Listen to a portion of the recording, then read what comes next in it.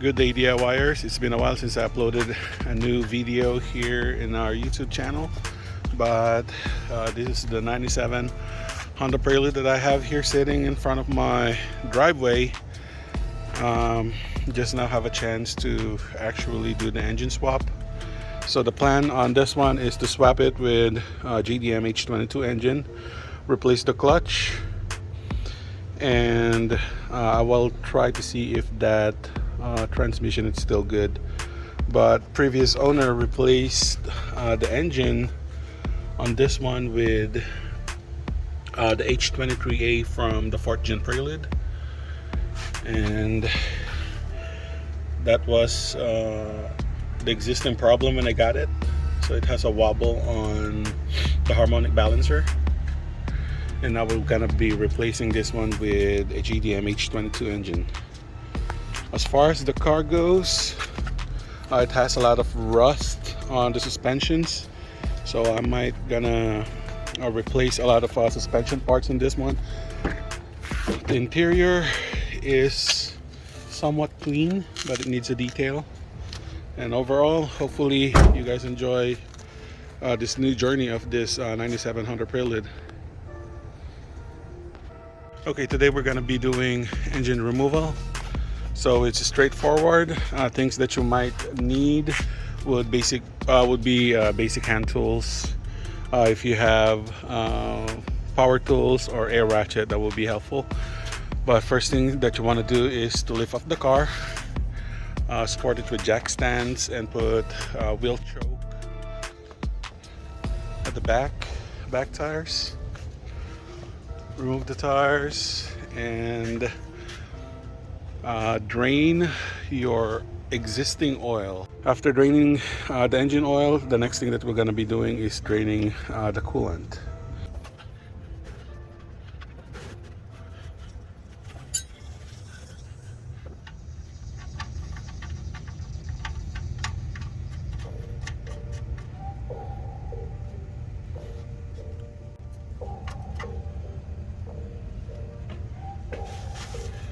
After draining the oil, the next thing that we're gonna be doing is to drain the coolant fluid. Okay. After draining your oil, get a separate bucket for your coolant. It's best if you loosen up your radiator cap on top first, so it will help for the pressure here. And then now you will just want to loosen up this petcock. The next thing that we're gonna be doing is to drain the transmission fluid, and then after that would be removing the axle. So we're gonna be doing both of the axles, and we'll also be removing this center beam support. And then after that, it will be the rear transmission mount and bracket. So let's start with draining the transmission fluid first. Okay, if you watch my previous videos, then drain plug would be this guy. There's no special tool that you need on this one. It's just your regular ratchet, and this one just fits right there. And then the reason we're draining the transmission fluid, because we're removing the axles. So by the time we remove the axle, the fluid will just flow where the axle goes in. It's better to empty the transmission fluid for now.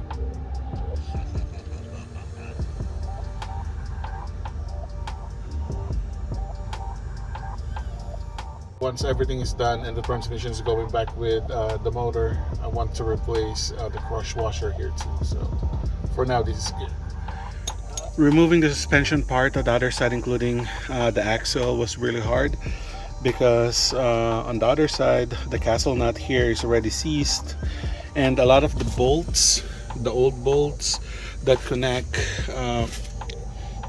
the lower control arm, the shock absorber fork, and including the sway bar links, are all rusted and already seized. So the plan was to remove everything and see whatever I can save, but I think The only thing that I will be able to save would be on both sides would be the spindle and the lower control arm. Although I'm planning to replace all of them, I will try to see if I can find them on a used market. Yep, and see if I can replace them. So the way I tackled it on the other side is to remove this upper ball joint nut, and then to remove two of these bolts right here, one and the other one on that side. And then after that, remove this guy. I'm not sure if you can see it, but this one is your sway bar links. And then finally remove the bolt that holds this lower control arm. That's as far as the bottom. And then I also remove the entire axle on that side and remove this entire assembly out together. The last thing that you want to remove with this one, after taking out the brake line and the ABS sensor line out, would be the three 14mm on top, and then the entire assembly should drop out like this one. Yeah, it's really on bad shape, all rusted. This one is already seized. That one is already seized.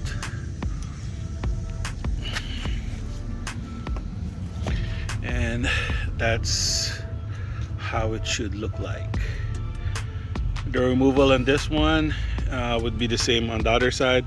And if you want to check out extensive removal of front suspension and axle and transmission, please refer to my previous videos, because this one is a repetition in that one. The only things that change in this one is how to remove the engine, swap a new engine, wiring later, and the ECU part. But other than that, everything should go smoothly. Okay, so far this is the progress that we have. We already drained all of the fluids. This would be on the passenger side suspension system, and then this is driver side suspension system, and the brake calipers are already secured. Okay, at the bottom of the car, the one that we remove is the bracket that goes from the front to the back. It's on the front you have three 14mm bolts, and then towards the back you have two 14mm bolts. The next thing that we're going to be doing now is to loosen up those three bolts for the exhaust. For that, we're going to be removing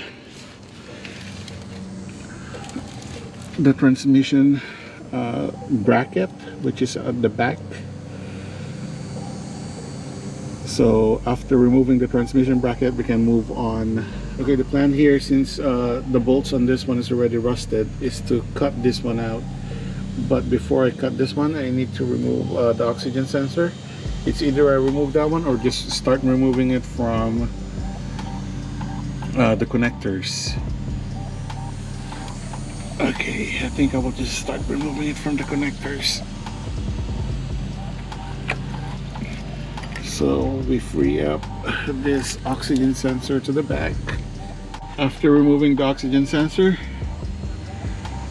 here at the rear, now you want to remove the crank position sensor plug, which is here at the bottom close to this harmonic balancer. Just follow along this wire and you will have this plug right here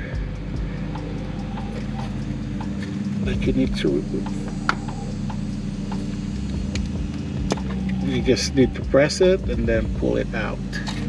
So once that one is out, the next thing that we're going to be removing would be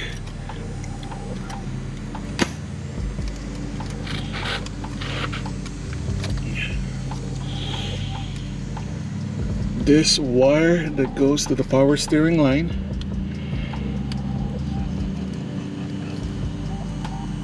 Just need to press and then pull. Once this one is out, the next thing that you want to be removing is this wire for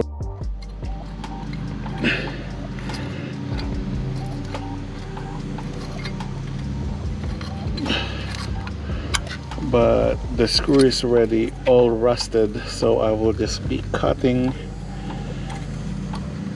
this wire as well and then reattach it later on.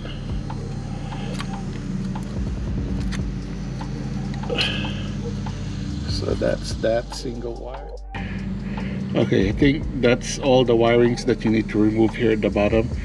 The next thing that we need to be removing would be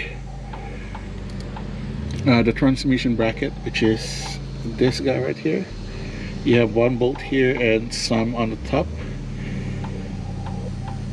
And if you want to follow along on how to remove the transmission bracket, I also have it on my previous video. I will put that one on a card so you can click on it on how to remove this bracket. So after removing the transmission bracket at the back, now we're going to be removing front engine mount. And then after that, all accessory wirings and mount on this side, and then remove all wirings at the back, and also the transmission cable and shifter. Yeah, the previous owner already removed the post mount here. Luckily I have it there, but it's missing the engine mount on this side. Alright, so let's go from there. The next thing that I'm going to be removing would be the AC compressor, but the bolt at the bottom is hitting this radiator fan. So for the sake of easy maneuvering later, I will be removing the brackets here on top, removing this radiator and both of the fans.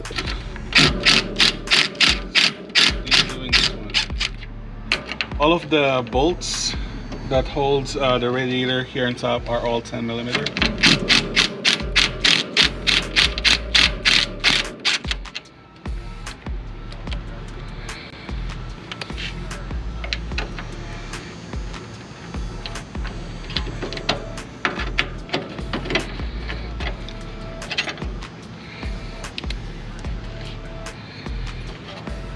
And then I will just flip it over like this, so I won't lose all the bolts.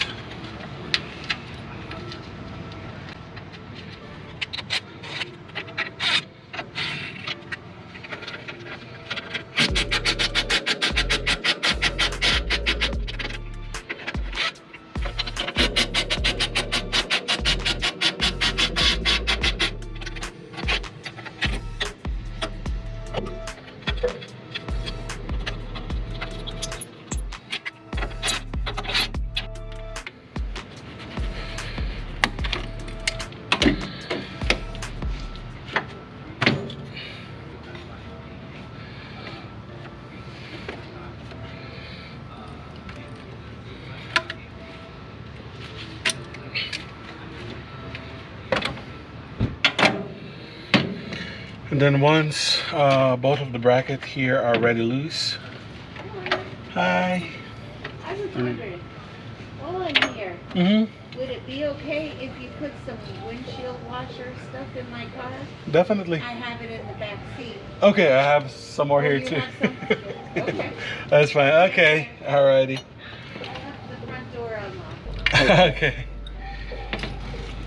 And then after removing both of the brackets here on top, the next thing that we're gonna be doing, or I actually did, is to disconnect this upper radiator hose. And then the next one that we're gonna be doing is to disconnect the wiring harness for the fan.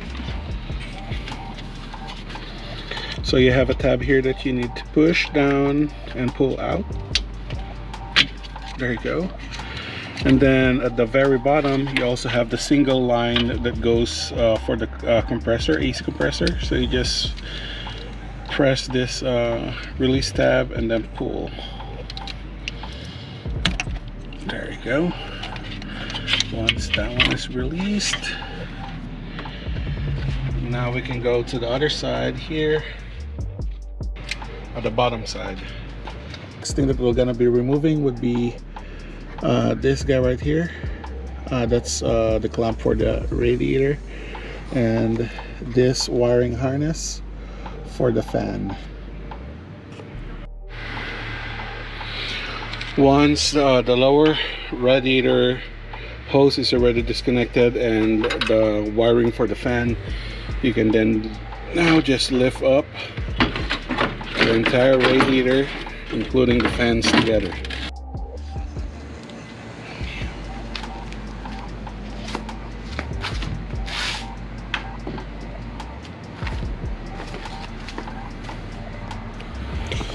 And now we'll have a better access on removing the 4 bolts that holds this AC compressor. You have 1, 2, 3, and 4. All of them are 12 millimeters. All the 4 bolts are removed for the AC compressor. You then now just want to lift the AC compressor and move it towards the bottom cross beam here, and that will give enough access for the engine later to be lifted up. And then if you're still wondering why I still have all of these accessories here, just watch the video on where I replaced the clutch and remove the transmission. Follow along on how to remove the battery tray, the transmission shifter, all that cables, and the wiring on the top, because it's almost identical, but the only extra here would be including the engine when I pull it out. So just follow along on that video. I will put a card so you can click on that one and then come back when we're ready to pull out the engine. Alright, so this is the progress that we have so far. Here on top, I already removed the battery tray and then all the wirings, including the wiring on the starters. All the sensors already been removed. Here at the bottom, all the connectors has been removed here at the bottom of the distributor for all the sensors here. Both of the connector here and this distributor was removed as well. I also disconnect all of the plugs here in this side of the harness, which is this guy right here. 2 of the shifter cable has been removed. The 17 millimeter bolt on the rear transmission mount has been removed as well. All of the plugs that goes to the fuel injector has been removed.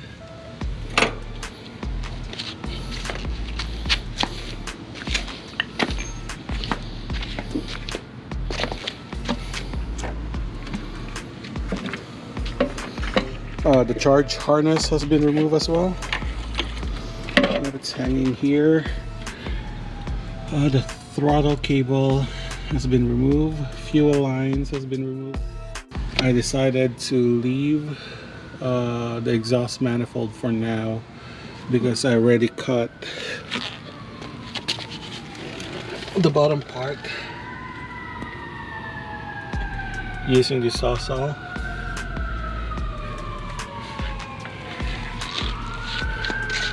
And then for easy access later in removing the entire engine with the transmission, I'm gonna be removing the hood as well. Okay, here we have our engine hoist already mounted. So I'm using this point for that lift on the right side, and then I removed one of the transmission bolts and placed the chain on that side. I also removed the hood, which is here, so I will have a better clearance in taking it out.